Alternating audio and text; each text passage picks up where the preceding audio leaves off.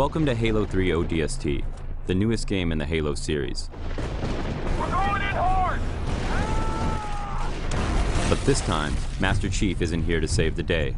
You're a human soldier, but not just any soldier. You're an orbital drop shock trooper, an ODST. ODSTs drop behind enemy lines, from miles above the surface of a planet.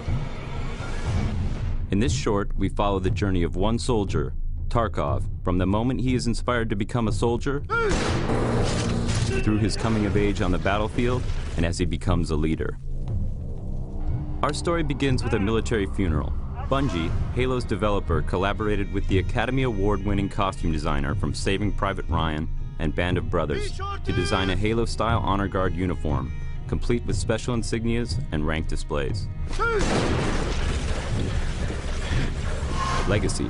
The studio behind movie villains like the Alien and Terminator used 3D models created by Bungie to create accurate replicas of the same weapons, armor, and enemies that appear in the game, down to the smallest detail. We had about 30 people working on this for about 2 weeks to go from digital files to full wearable costumes, which was a tremendous effort.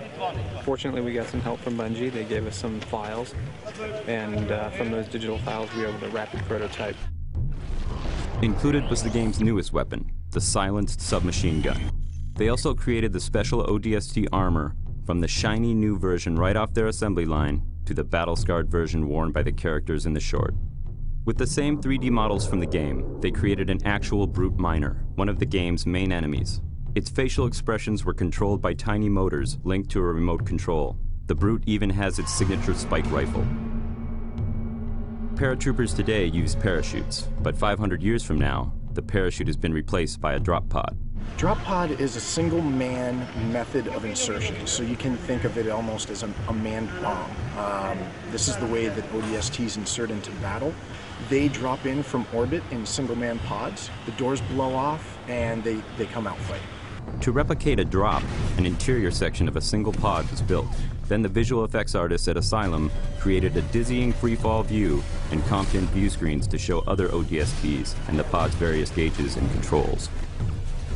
But some of the biggest stars of the film were the various locations.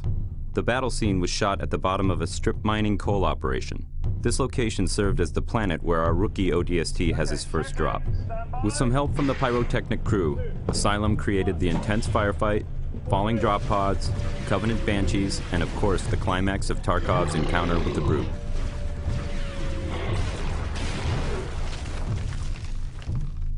For the funeral, a military cemetery was created inside the cooling tower of an active nuclear power plant. Just outside the tower, a mud pit, an obstacle wall, and a razor wire course were created to simulate ODST training. Our drill instructors, actual Hungarian Special Forces soldiers, fired blanks as the recruits crawled through the razor wire. Finally, the shoot moved to an abandoned Soviet aluminum refinery. This is the location of the final Battle Cross memorial scene. Tarkov, now older, pays his last respects to a fallen squad mate, then leads his young soldiers into battle once again.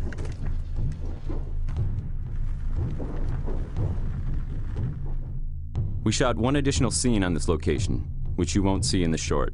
In fact, you will only see it here, right now.